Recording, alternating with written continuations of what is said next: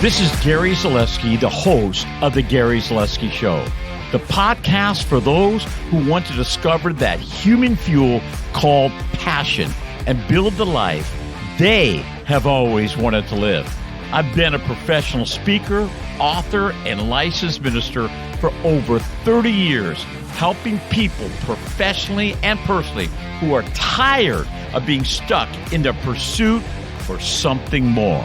My wife calls me the human defibrillator because I jumpstart tired hearts and those minds that have checked out.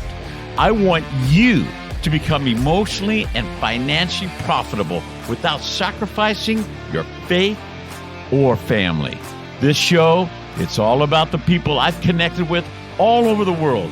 People who have changed my life with their resiliency to never, ever quit. Shared moments that became lessons learned and laughter that took my breath away. Join me now in discovering the life you have always wanted to live. Hi, this is Gary Zaleski, and welcome to the Gary Zaleski Show. I know I say this a lot, but I'm saying it from my heart today. Get ready, fasten your seatbelt. You're going to hear some things today that I believe are going to change the way you think about creativity, the way you think about passion, the way you think about how to motivate other people. Because the guest that I have on today is not one of these guys that keeps trying stuff, but he has tried stuff and it's become proven. It has actually worked. So the things you're going to hear today are things that are actually been tested in the waters of unbelievable opposition, but keep on working.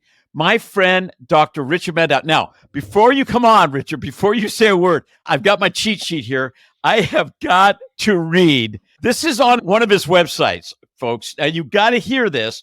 This is his introduction. Ready for this? It says, if your group is ready to learn, laugh, and finally, listen to this, swim in the calm, cool waters of productivity and happiness, the calm, cool waters of productivity and happiness, it's time to bring award-winning speaker, best-selling author, Dr. Richard Madow to your meeting. That's your introduction, Richard. What in the world? Calm, cool waters and happiness come together with productivity? Where do we even start with that? I'll start wherever you like to start, but I'll tell you about the calm, cool waters. Actually, it was based on a book that I wrote quite a while ago called Is Your Frog Boiling?, which references that famous old experiment about dropping the frog into, I don't know if people are familiar with this experiment. It was done right down the street from my house at Johns Hopkins University over 100 years ago. And it's very cruel. I don't even like to talk about it because I'm an animal lover, but you probably heard this experiment where frogs were dropped into boiling water and jumped out immediately, right? Yes. And then the same frogs were put into calm, cool waters. And as the heat was slowly turned up, they couldn't sense those small incremental changes and they boiled to death. And this was actually done. Fortunately, we don't do these things anymore. But that intro you read was for a talk that I have done many times called Is Your Frog Boiling? And the context is these little things happen in our lives, little things that we put up with. Maybe we're unaware of them. Maybe we're not thinking of them. And they build up and up and up and up and up and up until we're so stressed that our personal water is actually boiling. And that's why I was teaching people how to swim in the calm, cool waters of happiness and productivity. Well, here's what's funny, because you're a great friend, and I've been with you in so many different situations. And I've actually described you. Here we go. What's Richard Madow, Dr. Richard Madow like? I go, he's like a verbal vacation.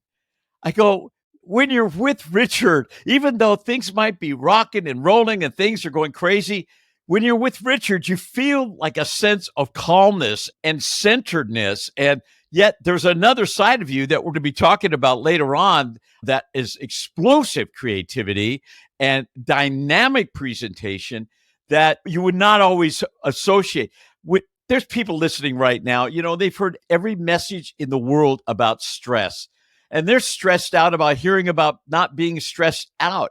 Richard, you have a few little ideas when it comes to stressing, and you actually say eliminating stress, which I'm like, I've never heard anybody say that.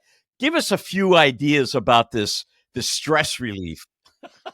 Maybe you can never eliminate stress 100%, right? Yeah, Let's yeah.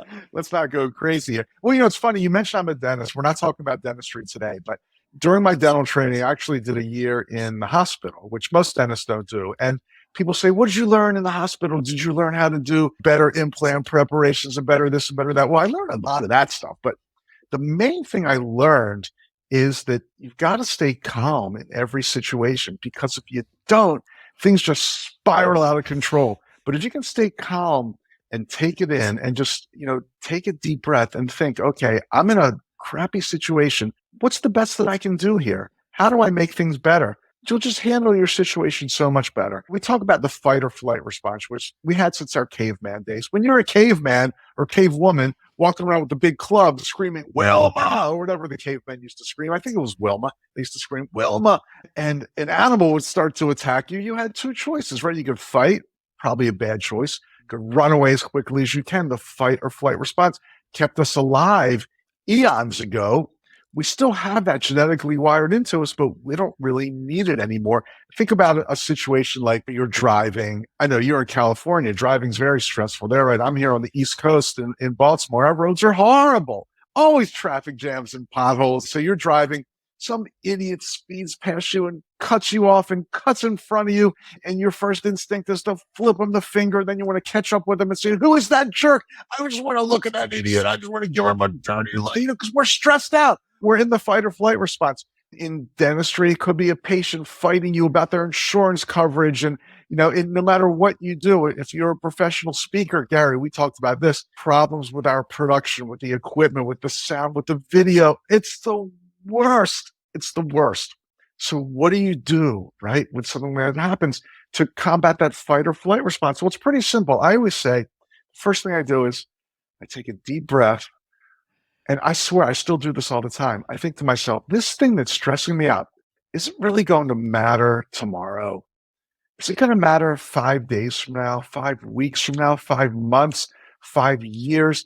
And you realize most things just don't really matter. I mean, there are things in our lives that should stress us out, health issues, bad family issues, somebody that we love going down a wrong path. I mean, these are serious issues that, we can use different strategies for, maybe get professional help for.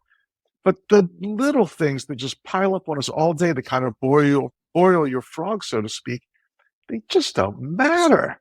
And realizing that was such a turn on to me, and something so important.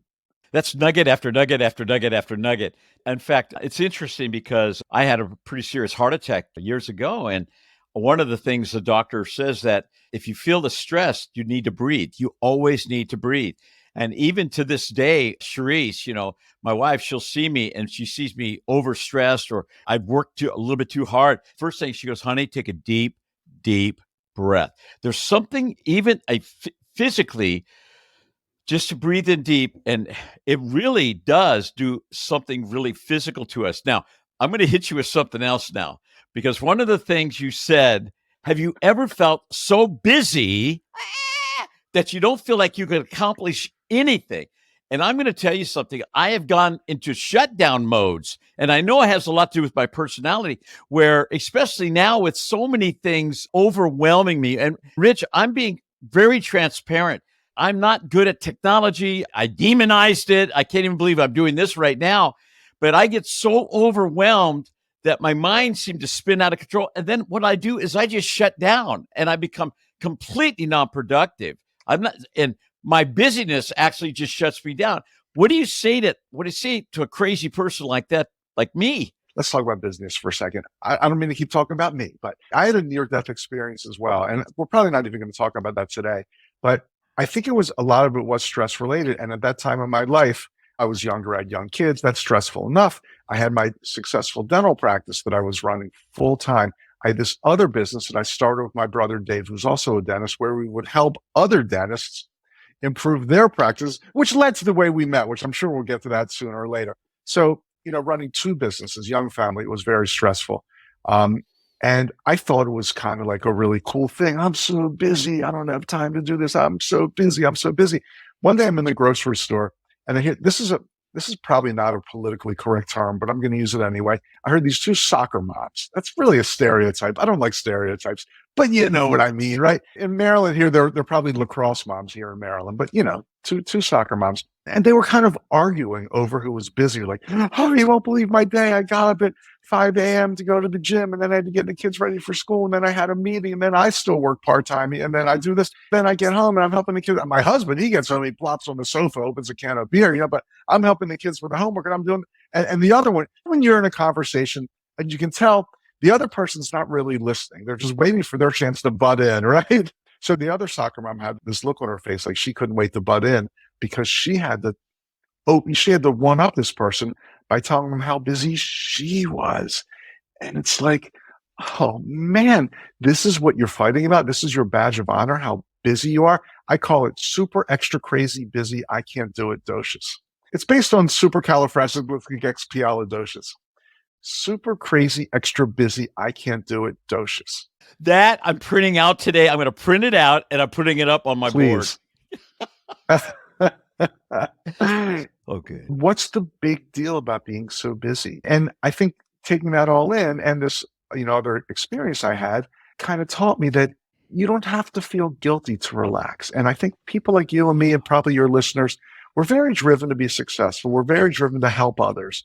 We're driven to do a lot of things that just keep our minds firing. And I would feel guilty if I, watched an airbrained stupid TV show. But you know what? There's a place in your life for that. Yeah. I would feel guilty if I wanted to watch the Ravens game on Sunday, knowing it's going to cost me 3 hours and 15 minutes that I could be doing something productive. And worst of all, because I'm a musician, you're a musician, I feel guilty sometimes that I took an hour to play the piano. Wow. When meanwhile, that's the most mentally healthy, beautiful thing I think I can do by myself anyway. It's not as, maybe being with your family, the ones you love is better. But for me, for myself, if I think about I'd love to do a lot of things, listen to music, read, play the guitar, all those things. But playing the piano for me, and everybody has their own thing that works for them, that was kind of the thing that just calmed me down. It was like my meditation. And I felt guilty about doing it. What a bad spot to be in. Gosh, this whole guilt thing. Of course, the thing I love about my show is that it's very organic. So we never know quite where we're leading next. But I'm telling you, I know there's people listening right now because I know they're a lot like me where you do feel guilty. You feel guilty when you're not doing something. You feel guilty when you're not doing enough. And a lot of times people that are trying to be highly productive, they feel guilty about taking a deep breath. And they don't know how to really step back long. And I tell some people you lose your sense of humor when you're so close to a situation. You got to step back sometimes and see the humor in it. I mean, you're a dentist. You're not just a dentist, Dr. Richard Madow. You are extraordinary dentist and you communicate in dentistry. And we're going to talk about some more things. So what about, okay, and I'm going to throw another curve at you. This whole work-life balance thing where how do you know when you're working too much? You're not giving, some people say people that are successful in their business have a lousy family, or people who have a great family, they're lousy in business. Is it possible to have both, a great business and a great family? Oh, it's not only possible, it's required. And family can mean different things to different people. But let's just say the work-life balance thing. I've gone through several different feelings about this in my life. At first, I thought it was really important. Then I thought it was kind of bullshit, like work. What does that even mean? And then I thought, well, you know what? Life's more important than work, et cetera, et cetera, et cetera. But I think what I've come down to believe after many years of experiences, both good and bad, teaching, talking, all those things, is that work is great. If you're flipping burgers at McDonald's, you're helping somebody. You're helping a hungry person get their fix of tasty food. We're not going to go into the health part of it, but I'm just using that as an example. Whether you're a high school teacher, probably doesn't have to worry about if they're productive or not, because they know they're shaping the future. But those of us with other kinds of jobs, even in dentistry, we think, what are we doing here? Geez. But no matter what your job is, if you're putting in your hours, you're helping someone. So that's cool. But I found that if you are just putting in those hours, almost making yourself miserable because you need to earn the money to have a good time when you're not at work. Because during that weekend, TGIF, baby, you're going to do all kinds of, and then you're saving up for a vacation. And the whole reason you're working is to fund your life outside of work. Well, that's a messed up equation. That's a negative happiness equation because you do spend a lot of time at work. And look, to me, and again, I keep coming back to dentistry because that's what I did for many years when I actually practiced dentistry. It wasn't that much fun taking the drill and just being Picasso on the head of a pin, as we say. Richard, it wasn't much fun having it done either. Tell me. Exactly. Well, look, some dentists either they're sadomasochists or no, but more simply, they love the art of it. I'm going to make this, and that was cool. But what I really liked about it was meeting so many interesting people who were my patients, people from different walks of life. And I found that when I started actually knowing them as real people, I just started getting so much more out of my practice of dentistry. And I'm a dental consultant too. And I got to tell you, and I'll just talk a little dental here. When I'm in an office and they say something like, hey, we've got a crown prep in room 3, I'm thinking like, you do not. You have an actual human being who is a mechanic at the Toyota dealership. They've got a wife and they've got 2 little kids who are at the local elementary school playing soccer. They need a crown prep on tooth number 3. But to say we've got a crown prep in room number 3 is the complete wrong way to look at it. I'm sorry to interrupt. I don't like to. That's a nugget. It's a nugget when you see the difference between what has to be done for somebody and the real somebody that you're going to be doing it for. I've never heard anybody make that distinction before. Oh, well, that's so cool. What I did in my practice, what I teach other dentists to do is, and it takes more time. Oh, we're so busy. We can't fit one more patient in the schedule. But relax. Stick 10 extra minutes in your schedule with a new patient and maybe 5 extra with an existing patient. And just chat with them about non-dental stuff and get to know them. Ask them. One of my favorite things, I kind of do it in a little snarky way. I'll say like, hey, Gary, I know your favorite thing in the world is to be the dental office, of course. But if you weren't here today as a patient and you weren't at work, what would you like to be doing? What do you do for fun? I'll tell you something. I learned some amazing things about my patients that I would never have learned if I hadn't asked those questions. I'm just thinking of a couple examples. I had a young guy. Guy was so shy. He would barely talk. He couldn't even look at you. But, after a while of being kind, you get him engaged in conversation. He was a mountain climber who, I think it's called summiting the 7 summits. He climbed the highest mountain in every continent. He was actually mentioned in National Geographic magazine.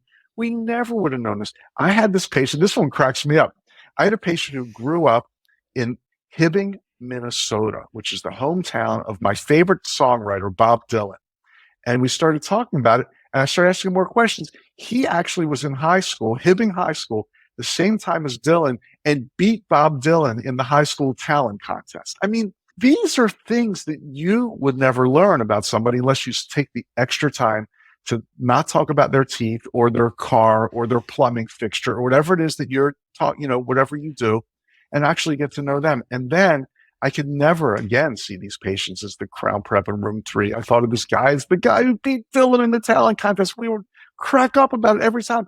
The mountain climber, the grandma who was the lead singer in a punk rock band in New York in the 70s, and so on and so on and so forth. So I know this is a long way around of saying this, but work-life balance, a lot of it to me is finding ways to enjoy your work and not just working so you can enjoy your time outside of work. And a big part of that is the people you work with.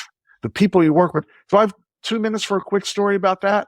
Yeah, but before you do, I want to talk to my audience right now. Don't you dare tune out by saying, well, I'm not involved with dentistry. I have nothing to do with dentistry. I've never been around a dentist. Listen to me. Don't tune out because the attributes, the things that Richard's talking about, they can go across the board. It can work in any business. It can work in any team whatsoever. So don't you dare tune out because you're going, oh, dentistry. No, this is for every single situation. Go, go, go, go, go, bro. Okay, so I'll talk about the people you work with. A few years ago, Dave's my brother, my business partner. We were planning our annual holiday dinner. We had our staff, and again, this wasn't my dental office, this is our business, so it could be any business. You got to enjoy being around the people you work with. So our staff was about 16 people at the time. Dave and I meet down at the big fancy steakhouse downtown. We have the semi-private room with the big oval table, and we get there 30 minutes before anyone else because, first of all, I'm a freak for being early. I'm always early for everything. So we're there 30 minutes early. But why were we there 30 minutes early? I'll tell you why. We were there to put out little name cards at each plate, at each seat, so people would know where to sit. Now, why are we doing this? Because we're putting out the name card saying, oh, well, Harry doesn't get along with Jezebel, so we can't put the two of them next to each other. If we put Sally next to Linda, they're going to be gossiping the whole time and doing, whispering to each other and pointing at people and laughing and backstabbing. So let's not put the two of them together. And we can't put these two together. And hell, if I'm sitting next to Bernetta, I can't stand her. And we're thinking, you know what? This is our business. The people we spend time with every single day, they're adults. It's not kindergarten. And here we are putting on name cards, not because we have special gifts for each person, but because certain people can't sit near one another. And we don't want to even sit next to people that we said, you know what? This is it. This is our goal. Goals are important, as you know, maybe sometimes more so than others. This is our goal. Next year, we're meeting up at this very same table, and we are not going to need place cards because every single person that we work with gets along well with one another. I'm not saying you need to vacation together. I'm not saying you need to be best buddies. But if there's somebody you work with who you wouldn't want to go to a happy hour with after work and sit there for an hour and a half and 2 hours and chat with them and have fun with them, you guys shouldn't be working together. Charisse, my wife said this to me years ago. She said, if you spot somebody in the grocery store and you can't say hi to them because there's tension prior to that, you didn't have that, there's tension in the relationship, then something's wrong. You need to make those things right. And especially when this whole idea of really enjoying the people, one of the things you alluded to was finding out what people really love. Of course, I'm the passion freak, right? Because I believe an office should be passion centered, which means you find out what people love, not what you think they love. And you seem to be this, I mean, because you've lived it, you've had the office, you've seen the team. What do you do, Richard? Because come on, we all put our best foot forward in our podcasts and all of our posts. Here's the philosophy I have now that is successful. But we went through 10,000 failures before we got this thing right. What do you do with people that are just a pain in the rear end to work with or to be around? I mean, how do you work with this incredible opposition on a team? Yeah, it's tough because I don't like to fire people. I don't like to say, this person's got to go, whether it's in my office or an office that I'm working with. I hate doing that. Out of all the things I've ever done in my professional career, owning several businesses, only one of them being a dental practice, all kinds of other businesses too. I don't mind the pressure, the stress, the responsibility, but the thing I hate is firing somebody. I can't stand it. It's the worst, the worst, the worst, the worst. So I would want to give everybody a chance. I would want to talk to someone, one-on-one, not in front of others, have a frank talk with them. Hey, the good news, bad news sandwich or the velvet hammer, whatever you want to call it. You're so great at this. You're so great at answering the phone. You're so great at speaking with our clients. You're so great at, whatever your skills. I'm just making up a business. You're so great at displaying the shoes that we have for sale every day to make the display look beautiful. Whatever it is, I don't mind saying but. Some people say never say but. There are some issues getting in the way of your, becoming a real quality team player here. And be frank and say backstabbing and gossiping undermines everything we're trying to accomplish, or whatever it is that you don't think that they're doing that stresses everybody out, stresses you out. And talk about it and let them give their views and listen and give them a chance to work things out. And it's not going to take a day, but give everyone a chance. Now, if somebody is just obstinate and they refuse to change and they're just going to be a jerk, well, then yes, show them the door. I mean, sometimes you have to. It sucks, but sometimes you just have to do it. I know. And there's because I've been in some businesses, I've been involved in when I'm doing team building or whatever. And I've seen where there's been one person in the office that makes everybody else dance around them. I mean, productivity is going down, morale's going down, everything's going down because of this one person. When they walk through the door, everybody's kind of doing a dance. And the owner, the boss, the man, whatever, doesn't know how to get rid of them. I love your approach because you're saying, hey, listen, if there's anything to be restored, let's try to get it back. Let's not try to lose that person. Of course, the dance is how long do you keep them when everybody else is going, hey, wait a minute. This is the one person that needs to leave. Okay. But there's one other thing I want to talk about when it comes to this whole idea of working with other people, because people that are listening, either they are the pain in the rear end, or they're working with somebody who's a pain in the rear end, or they hate their job, or they hate their family, and they wake up in the morning and they're reading the voice of dread and anxiety and oh, I have to get through another day, or they got financial issues. I mean, we are under amounts of pressure right now in our society with everything that's going on. When you wake up in the morning, Richard, and you live on this planet, I know you do. I know you don't land someplace where you're just getting total affirmation all the time and people coming out, oh, Dr. Richard, you are wonderful. You are amazing. You wake up on the same planet we do. You must face times of just pressure and that negative voice feeding into your head, just where you're not at your best. What do you do to overcome what overwhelms? Wow, it's a great question. I am on this earth about 80% of the time, so you're somewhat accurate. I'm not sure if this is exactly the answer to that question, but it's something I use in my life all the time. I actually taught it to my kids. They love it. I call it the Dr. Richard Madow patented, copyrighted, trademarked. It's not really all of those. Worst case, best case scenario generator. And a lot of times we have to face things that we just don't want to do. And I'll tell you something, it's hard to believe because, like you, I love speaking to big crowds. The bigger, the better. If I'm speaking with an audience of 50, I'm okay. When I'm speaking to an audience of 5,000, I'm out of my mind excited. It's the best. But despite all that, I'm actually kind of an introvert and I'm not always comfortable in many social situations. Same with you? Unbelievable. It's unbelievable. It's unbelievable. Right. So I kind of, I don't know if I call it a fear, but maybe some anxiety about, for example, I'm invited to a wedding or a gathering where I won't know that many people. I dread it. Look, we all have situations like that. Some people are afraid of public speaking. It's something we love, but most people are afraid of public speaking. If they have to do a presentation at their office the next day, they're freaking out. And that's the way they're wired, and that's fine. So I've got this little thing called the best case, worst case scenario generator. And that is, imagine what you're about to, let's just say that it's public speaking. Let's say that you're an accountant and you've got to do a presentation to a group of other accountants the next day. And you're so nervous, you're crapping in your pants. You got to use what's the worst case? What's the worst that can happen is I'm going to be prepared. I'll go in there. I'm not a good speaker. I'm going to stumble through some words. Nobody's going to mistake me for Tony Robbins. I might even faint. But at the end of the day, the people who invited me to speak are going to learn these 3 points and they're going to thank me for doing it. That's probably the worst that's going to happen. What's the best case scenario? Oh, let's say the president of the American Board of CPAs is going to be in the audience and she's going to see me and say, your talk was so good. We want to invite you to keynote in Hawaii next year, $50,000 honorarium, all expenses paid. Well, that's probably not going to happen either. You're right. It's going to be somewhere in between. You're not going to faint and make a fool of yourself. You're not going to get the number one keynote job the next year, but it's going to be somewhere in between. You're prepared. You'll go in there. You'll do a nice job. You'll be thanked. And then boom, you'll be on your way and people will appreciate the time that you put in. Let's say you're going to a gathering and you're not going to know many people. Oh, what am I going to do? I'm going to be a wallflower. I'm going to make a fool of myself. What's the worst case scenario is you're going to go there. You're going to hate every second of it. You're going to vomit on the floor and run out leaving with your head tucked underneath your shirt.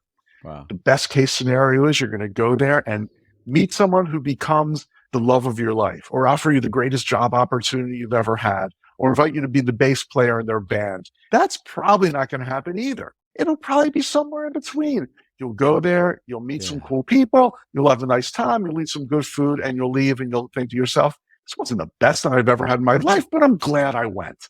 And then you get off your butt and you do it because I love the best case, worst case scenario generator. That is so good. Those two boundaries are so really healthy. I know for me, because all the years that I spoke, I had it so easy. It was so easy for me because I would go in, I would speak, and then after I'd speak, I'd get 2 or 3 bookings. I would call the client, and then I'd put it on the calendar, and it was so easy. But when COVID hit, it wasn't that easy anymore because you had to get back on board at some level, and I just didn't know how. I spent a lot of months and a couple of years trying to figure out, because my passion is speaking, but if maybe I have to change the way that I do that, and maybe I have to be open to changing the way that I do that. And I think that people, they get so scared and apprehensive that they don't understand that failure happens and you learn from failure. But the thing that becomes horrendous is when you quit, when you just quit, because when you quit, anything good or bad can't happen to you. I meet people all the time, Rich, at my age, they retire. And I'm thinking, I get to retire, but I always tell people, you've been tired your whole life. Now you want to what? Retire? You want to do what you've been doing your whole life? I tell people at my age, instead of retiring, try to refire, try to find that place of refiring. That's one of the reasons I do this podcast is I get to meet old friends and I get to hear wisdom and I get to be around people that are thinkers again. And I think that when it comes to this whole idea of overcoming what overwhelms us, if you're overwhelmed about something, make that the very thing that you go and try to help somebody with. It's amazing how it becomes a great tool. I want to talk about how you and I first met back in I believe it was 99, if I'm accurate at all. Maybe 98. I'm not sure. Whatever. Now here you are, you're a dentist. You had this seminar and it was called, I believe, the Richards Report, and then it changed to a different name, which we'll get to in a second. Can you tell me, because this has to do with entrepreneurship, it has to do with creativity, it has to do with innovation. So if you are a listener and that part of your life is kind of in a stuck position, or you want to go further, but you don't know quite how to do that, this part is really something you want to zero in on. Let's talk about the birth of this incredible event called the Richards Report.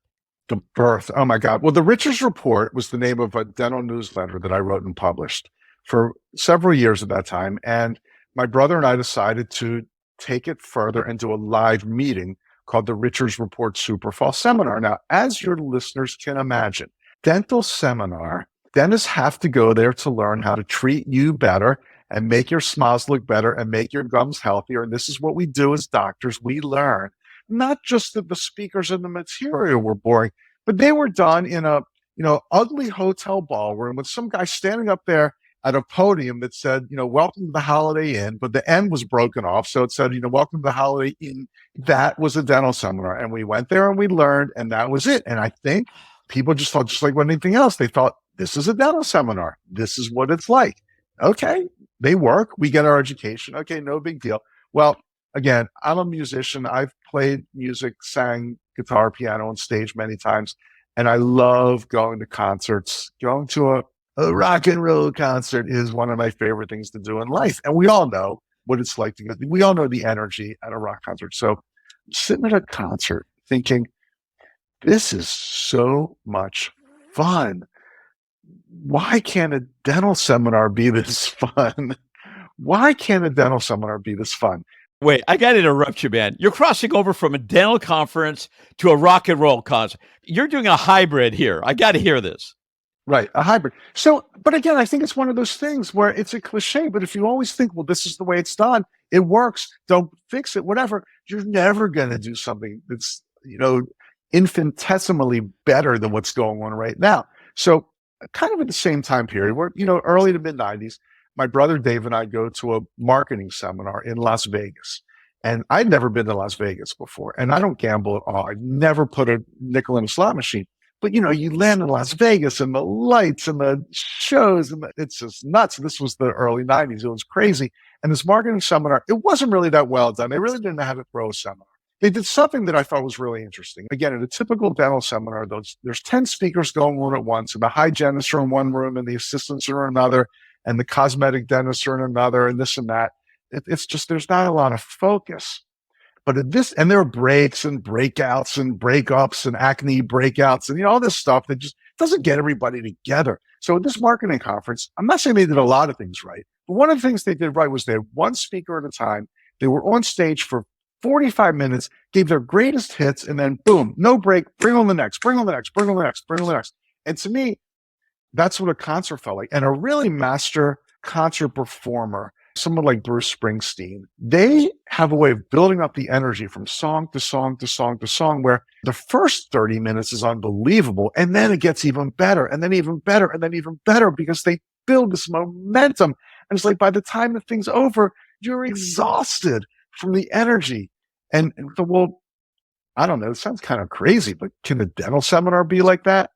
So that was the philosophy. We're going to have lighting and sound and a beautiful stage and speakers who are not doing, in every dental speaker, because I'm one of them, we can do 8 hours, but we're going to hire the best speakers who do 8 hours and say, boil it down to your best 1 hour. We want your greatest hits, nonstop, no break, no fluff, and boom, speaker after speaker after speaker like that, no breaks, top-notch lighting. And we knew nothing about the Runyon Dental Seminar. So that was the very first Richards Report Super Fall Seminar. And was it unbelievably great?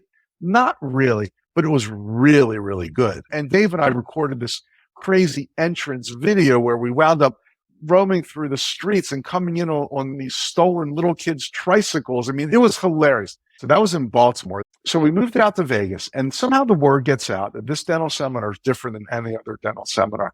And the crowds keep getting bigger and bigger. 800 attendees at the Flamingo one year, 1,600 at the Flamingo next year.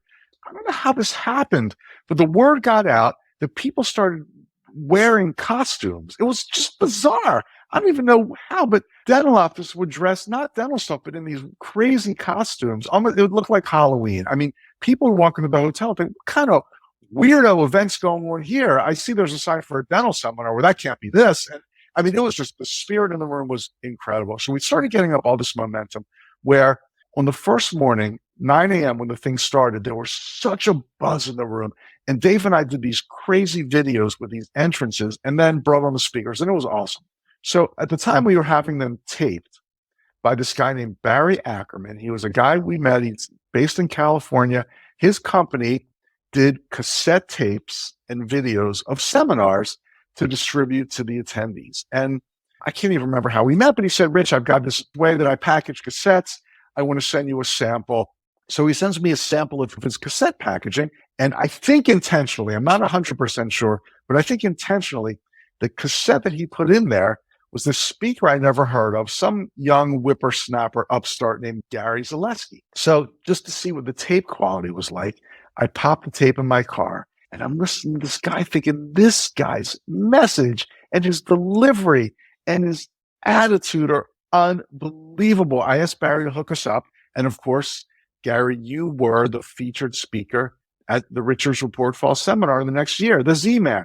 Richard, as you're mentioning all this again, I think one of the things that hits me about you is that people let critics, they let small thinkers, they let even some people closest to them maybe destroy some of their dreams or some of the visions, some of the things they were thinking about. The critics say, you can't do this, you'll never happen. And so what happens, people, they get a dream or they get this idea and they begin to shrink back because they get around the wrong kinds of thinkers. And it sounds like you and Dave get this idea. And honestly, it was like when Noah built the ark, he didn't have any plans, just build an ark for crying out loud. And I think that you guys had this dream of doing this. You didn't really know if it was going to be perfectly done or successful, but you did it. You took the first step.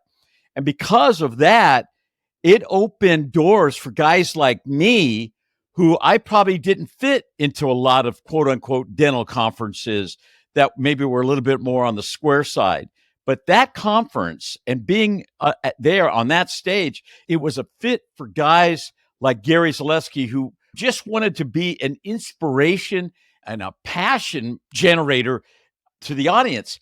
But the thing that really hit me was not only being on stage, which was absolutely magnificent, but I'm going to tell you, it was the way you treated me personally when I got off the stage, and the way David treated me, and the way people around the building, the way you were treated, because it wasn't an audience that came to that seminar. It was a family. It was a connection of people that said, when we come to this, we got family here. And I think that was the power of it. Thanks for taking the time to listen to my podcast. If you have any questions about today's show or would like more information on how you can bring me to your next event, please reach out and I will be sure to get back to you ASAP. Till then, have a passion-filled day.